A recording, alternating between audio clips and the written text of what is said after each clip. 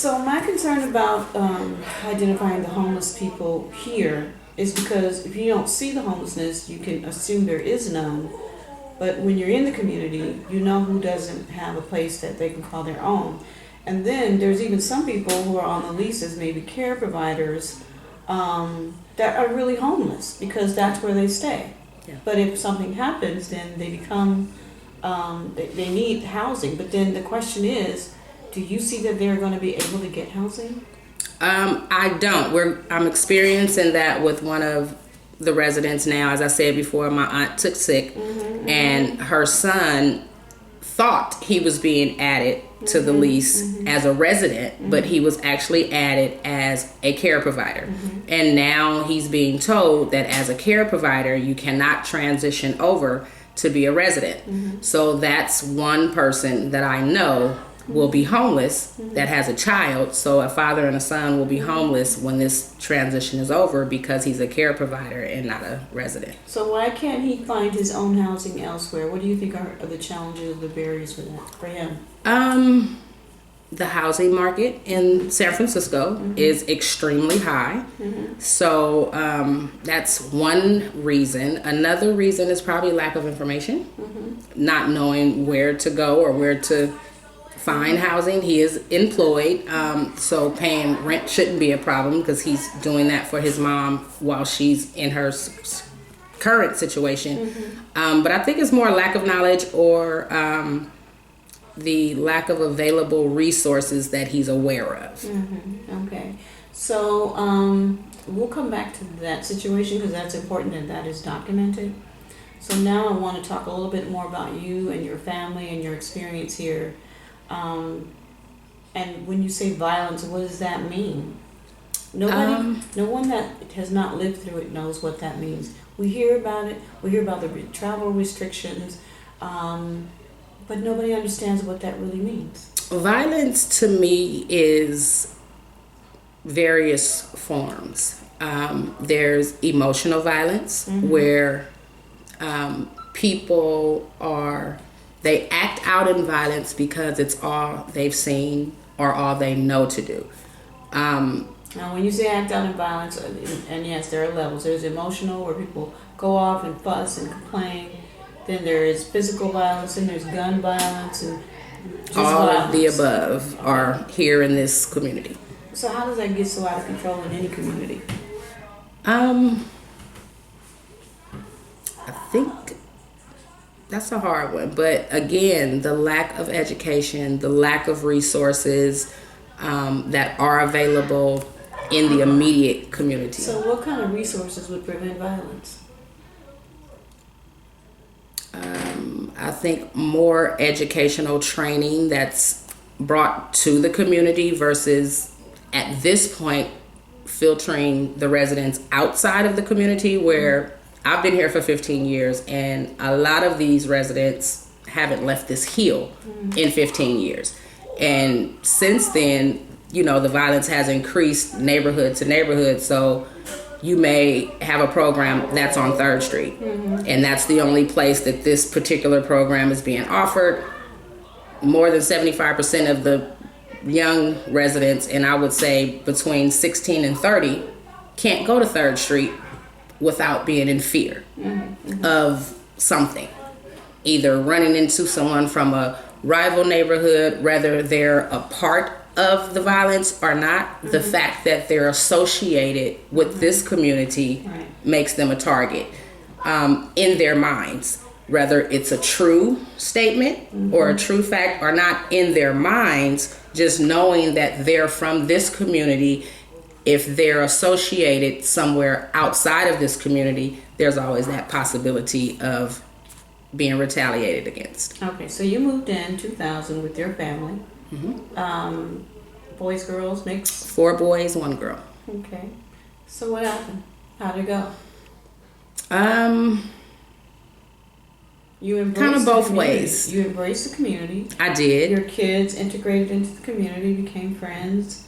And so your experience became whatever the experience was in Hunter's View. Correct. So that's what I mean when I say, so how did that go? Because when you talk about violence and crime, There are other neighborhoods where that does not occur Right. because those who live there will not tolerate one bit of it. So the least little thing that looks like it's going to blow up, they squash it in whatever ways they can. Not saying that's right or wrong. It's just how it is. Right. So in this community, We don't have that vulnerability. in this community. I mean, there What was that, are live and let some. live? It is. I think there is a live and let live code of conduct that goes on around here, and I don't know if it's what they think, but it's kind of what they're used to. Mm-hmm. There's many a times when fights are about to come about or people are arguing, and I try to diffuse the situation, and I find myself I'm the only one that's diffusing the situation, and there may be one or two other residents that's trying to assist, but then behind us there is a community of people that are rooting on the violence. And in my opinion, it's again because it's what they're used to. I didn't grow up in this community. I come from a different community. I've lived in housing complexes before, but I was raised outside of housing complexes. So outside of housing complexes, yes, we do the diffusing type thing. You find the two people that are into the situation and you try to come to a common ground. You try to find what the reason is, and without violence you come up with a solution. Where here it's always violence first, and then when we find out the situation we work it out. But that's kind of backwards. It is, but what does that mean?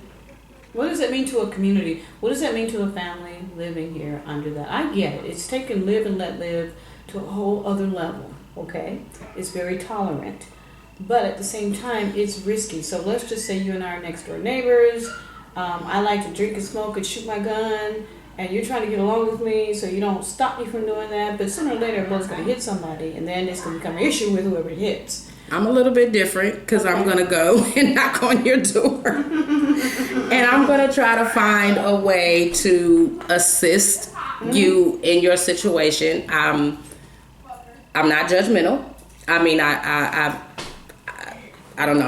I don't choose to judge what it is that you do or how it is that you do it. But if I see there's a need somewhere in a better way or a better approach for something, I try to give my support, my advice, my resources, whatever it is. I understand that, everybody in life has their own situations, and I may not know in detail, but I do know that there's a better way. Okay, so you're like a little peacemaker. How many peacemakers are there? A bunch or a few? Or were there? I mean, things has changed. I can see things have changed. When I came, I felt as if I was the only one. And it was a little scary at first, but over the years, I feel I've gained a lot of respect. So there are people that I feel hold clout in the community that I can reach out to for support. Can you come and help me diffuse this situation? Because it may be two men that are into a situation, and as a woman, I'ma still go because I just believe if it's for me to do, God guides that. But there are some times where I feel, okay, well, maybe I should reach out to someone else. And, I haven't had any rejections when I've had to do that. And I guess it's because people know what my intentions are. Right. That was my phone. Oh, okay. So as the years have progressed, it has, increased as far as me getting support and other people coming out.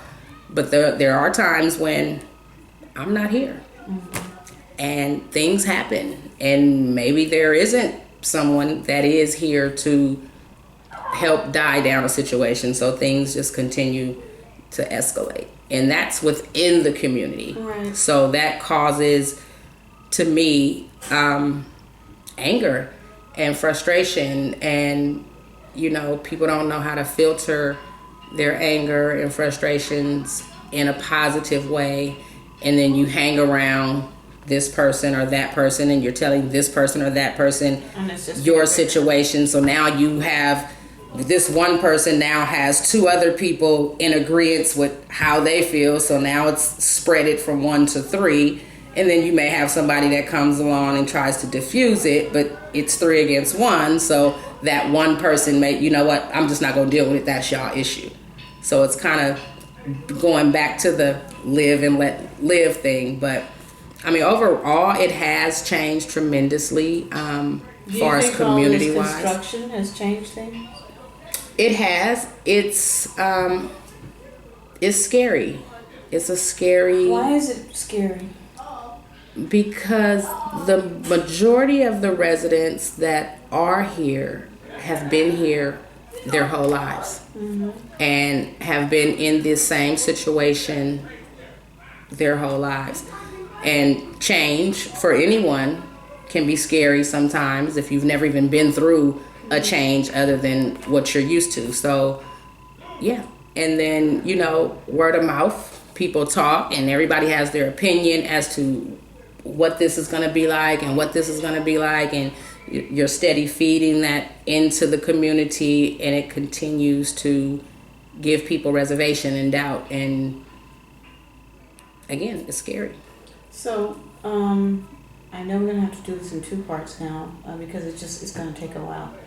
So there's the personal, you and your family, and how you made it through or didn't make it through. I'm still in the storm. Okay.